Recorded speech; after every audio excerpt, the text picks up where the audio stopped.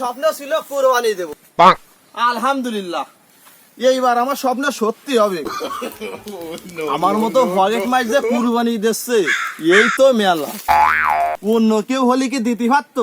সব খারাপ কাজে খরচ করে ফেলাতো।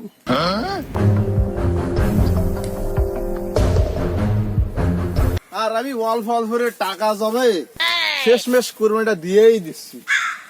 কতজনের তো টাকা আছে, তাও তো মনে হয় আমার সাথে বেশি, কিন্তু তাইও তো আর আমার মতো বড় মন নেই। এই টাকা ইনকাম করতে যাই মানুষের মার খাইছি, পুলিশের মার খাইছি, এই পকেট মারি এতে যাই কত যে শেষরা মানুষ দিয়েছি। ওকে পকেটে মানি ব্যাগ আছে কিন্তু কোনো টাকা নেই, ঠিক আমার মতো।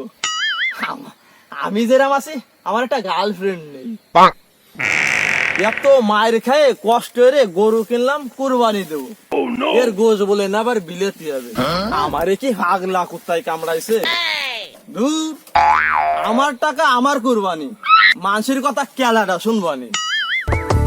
কোরবানি হলো আল্লাহকে রাজি খুশি করার জন্য বান্দার আত্মত্যাগ, যার মাংস বন্টনের জন্য ইসলাম ধর্মের সঠিক নিয়ম রয়েছে।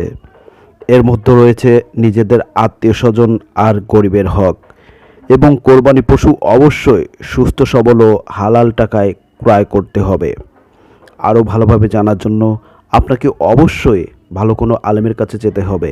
ধন্যবাদ।